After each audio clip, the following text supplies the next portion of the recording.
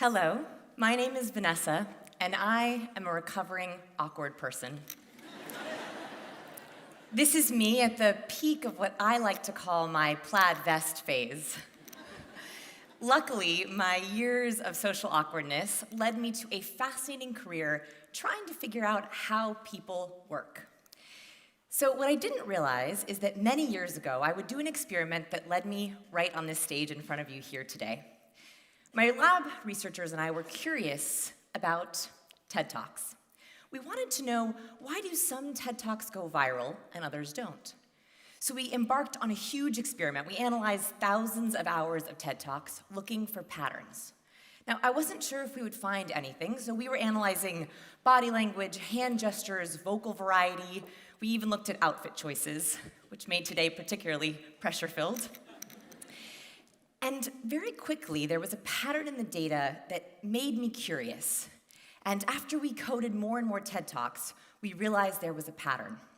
Now, before I tell you what that is, I have a personal question for you, which is, when you see someone, what part of the body do you look at first? You can just call it out. Where do you look first when you see someone? Face, eyes. So most people, shoes.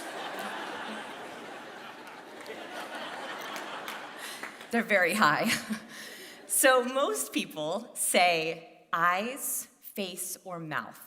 But actually, when we first see someone, the first place we look is the hands. And this is left over from our caveman days. Because if we were approached by a stranger caveman, the first place we looked was the hands to see if they were carrying a rock or a spear. In other words, we wanted to know if we were safe, if they were friend or foe. Now, this actually still remains from caveman days. And when we can't see someone's hands, something interesting happens. So I just did something a little mean to your brain. You should start to feel just a little bit uncomfortable. And the reason for that is because when you can't see my hands, you wonder, what is she doing back there? And then the longer I leave my hands behind my back, you get more and more distracted because you can't see them. And eventually your brain is just screaming, can she just bring her hands out from behind her back? And the moment I bring them back out, it feels so much better. And this is because our brain knows that if we can't see hands, we can't see intention.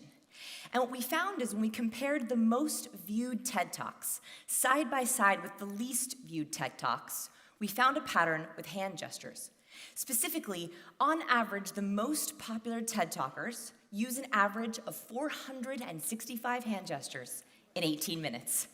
Yes, we painstakingly counted every single one. I have 465 prepared for you today. And the least popular TED Talkers use an average of 272 hand gestures, almost half. What's happening here? So when TED speakers take the stage, they're showing you first, friend, friend, friend, friend, friend. You'll notice when I walked out on the stage, I waved. I was saying friend, friend, friend, friend. And the other thing that TED speakers do is see if this looks familiar. So they come into the red dot and they do something like this. Today, I want to talk to you about a big idea. I'm going to break it down into 3 different areas that are going to change your life. Right?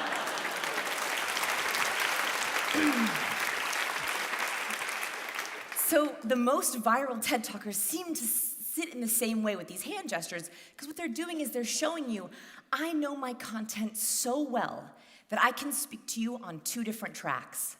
I can speak to you with my words, but I can also explain my concepts with my hands.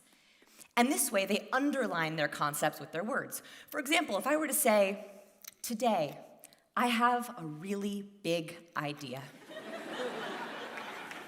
It's huge. You laugh, and you're like, Vanessa, it's so small. It's not very big.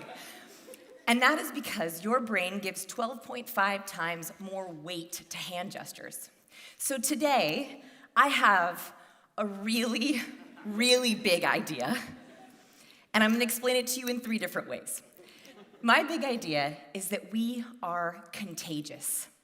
Specifically, as humans, we are constantly sending and decoding body language signals. We also do this emotionally and chemically. To explain this, I have a rather disgusting but very fascinating study. So in this study, researchers collected sweat pads from people who ran on the treadmill.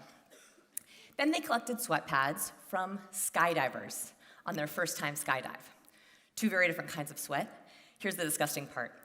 Then they had poor, unsuspecting participants. I know. They had unsuspecting participants in the lab smell these sweat pads while they were in an fMRI machine. Here's where it gets interesting. Even though the participants had no idea what they were smelling, the ones that smelled the skydiving sweat pads had their fear response in their brain activated. In other words, they caught the fear. This means that our emotions are contagious. Our fear is contagious. Our confidence is contagious. And this begs the big question. If our emotions are contagious, how do we make sure that we're infecting people with the right ones? So I believe that we can be contagious in 3 different ways. The first one is non-verbally. Now, to test this idea, I did a very simple experiment in the streets of Portland, Oregon. What I did is I stood in the street and I looked up at nothing. And I wanted to see if people would catch or mirror my nonverbal. So you can see this video. I stand in the streets looking at nothing. And slowly, one by one, I infect people walking by. And slowly,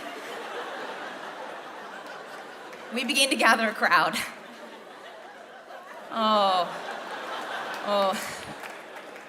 So, this poor woman, she was standing there with me, and we're standing there, and remember, we're looking at nothing. I just want to improve it.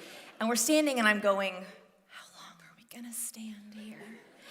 Who's gonna break first? And after about 40 seconds, we're looking, and she leans over and she says, is he gonna jump? And this experience taught me that we catch emotions and then we create rationales for why we've caught that emotion. Now, this is actually a good thing. As humans, this keeps us safe. Dr. Paul Ekman has studied something called the microexpression. It's a universal facial expression, and he's discovered there are 7 of them. Across genders and races, we all make this same expression when we feel an intense emotion. This is the fear microexpression. So fear is a really important emotion because we want to catch it from someone else to warn us if something's about to go wrong. And this facial expression also keeps us safe. So imagine for a second that you're walking and you see a snake. Your eyelids and your eyebrows jump out of the way so you can take in as much of the environment as possible. Is there another snake? What's my escape route? Then your mouth opens so you can take in oxygen in case you have to fight, yell for help, or flee. We make this face before we consciously realize we've seen a snake. Now, what's interesting about it is you should be starting to feel a little bit anxious. And that is because when we see other people have fear, if we saw this face in the subway, we would be like, what's wrong? What's going on? Because it keeps us safe. So I want you to try it with me. So open your eyes as wide as possible. Raise your eyebrows up. Very good. Now take in a sharp breath. Perfect. Do you feel anxious? What's interesting about facial expressions is they cause our emotions. So not only do our emotions cause our face, but our face also causes our emotions. It's called the facial feedback hypothesis. So when we see someone with this face, we catch their emotion, and then we are ready to fight, flee, or yell for help. Luckily, this also works with positive emotions. So one of the faces behind me is a real happiness microexpression, and one of them is fake.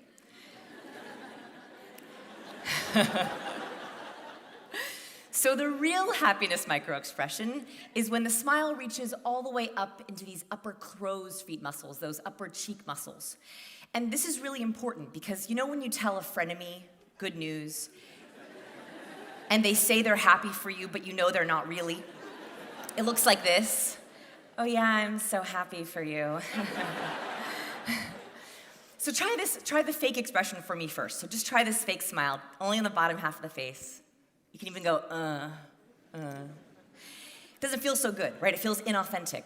Now go all the way up into your eyes. So smile all the way up into the upper cheek muscles. That should feel so much better. So what's interesting about this facial expression is it causes our own happiness. And we also catch it when we see it. Researchers at the University of Finland looked at these two facial expressions, and they had participants look at photos of people with real happiness and fake happiness. They found that when they showed participants pictures of the real happiness smile, those emotions caught the positive emotions, and they themselves had a positive mood change. But when they looked at the face with the fake happiness smile, they caught nothing.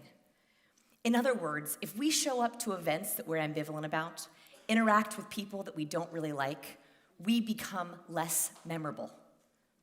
This doesn't just happen in person, it also happens on the phone.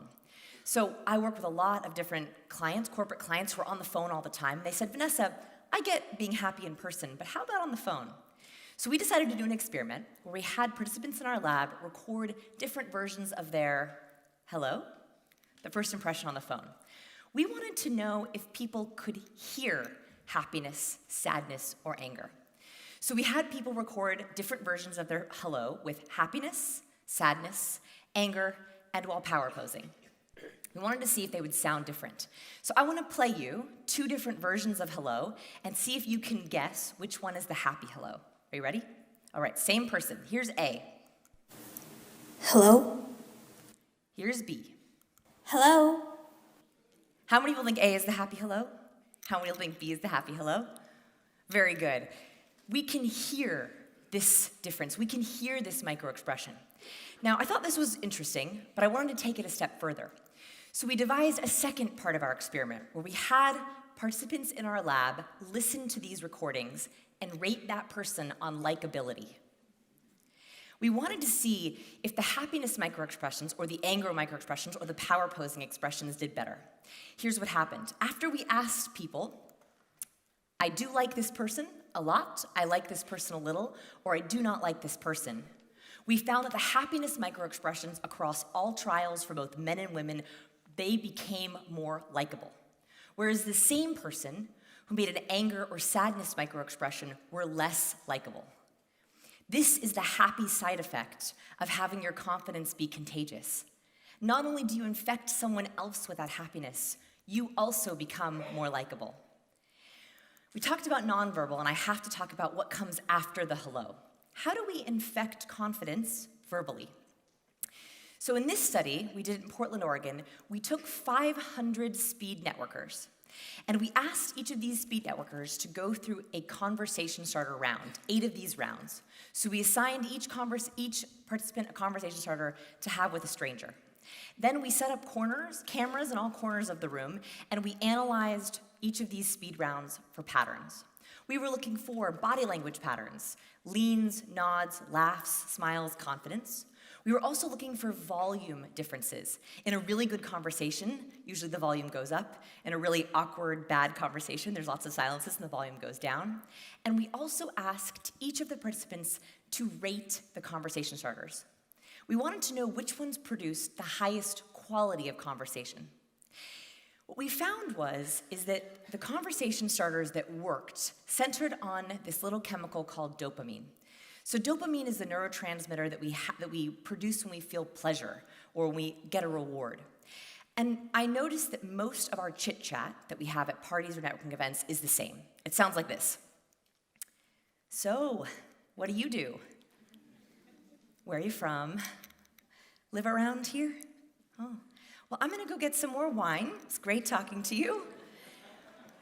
Those conversations happened over and over again. It was almost as if they were socially scripted. My brain was on autopilot. What we found is the worst ranked conversation starters, the ones that got the lowest ratings, the ones that produced the lowest volume, the ones that got the most leans away, worst head nods, and worst microexpressions, those were the ones that we use the most. What do you do? How are you? Where are you from? From a physiological perspective, have no effect, no pleasure. So what we tried was to find conversation starters that could spark or create some kind of excitement. Can you verbally trigger dopamine? And we found that the brain is really interesting. If you ask the brain a question, it tends to look for hits and not misses. What I mean by this is if you ask someone, been busy lately? Their brain immediately looks for all the hits of been busy. They think about all the negative things that have happened, the stress, the busyness, all the bad things in their life. Whereas if you ask someone working on anything exciting recently, their brain immediately begins to look for all the hits of excitement. They start thinking of all the good, all the happy things, all the excitement that's going on in their own life. And that does two things. One, it creates pleasure for them. You're literally asking them to borrow excitement from other places in their life and bring it to the situation that you're in. And the other thing that it does is it makes you more memorable. Dr. John Medita found that dopamine, when it's triggered in verbal conversation, makes a mental post-it note. In other words, when you ask someone else to think of what's exciting in their life, the happy side effect is that you become more memorable. So here's my big challenge for today. Instead of using the typical, what do you do, how are you, and where are you from, let's banish those conversation starters forever, and let's try ones that ask the brain to look for hits of excitement. Try working on anything exciting these days. Have any vacations coming up? Anything good happen today? I think this is the greatest gift we can give our fellow human beings. We are asking them to flip into optimism. We're triggering dopamine and excitement and getting them off autopilot. The last way that we're contagious is emotionally. So this study is one of my favorites. In this experiment, they asked students to sing the song, Don't Stop Believing, into an accuracy software. Now, this is a very nerve-wracking experiment. They're graded on vocal tone, words, and they're given no preparation. But they did 3 different trials of this experiment. First, they had them just walk into the room and sing into an accuracy software. The second group got into the room and had to say out loud, I'm nervous. And the last group had to walk into the room and say, I'm excited. They found that this simple reframe, the nervous group got 53% accuracy, the control group got 69%, but the I'm excited group got 80% accuracy. Why? Anxiety and excitement are very similar emotions. The only difference is mindset. So my challenge for you today is to think about how you want to infect people. When you want to harness incitement or trigger excitement, ask dopamine-worthy conversation starters. Use more hand gestures, make authentic smiles, and never pick up the phone in a bad mood. Now, the last thing I want to do is I want to end on a note of excitement. I want to make you really infectious. So what we're going to do to end this talk is on the count of 3, with all of the energy you can muster, I want you to yell out, I'm excited. Are you ready? 1, 2, 3. I'm excited! You rock, Ted.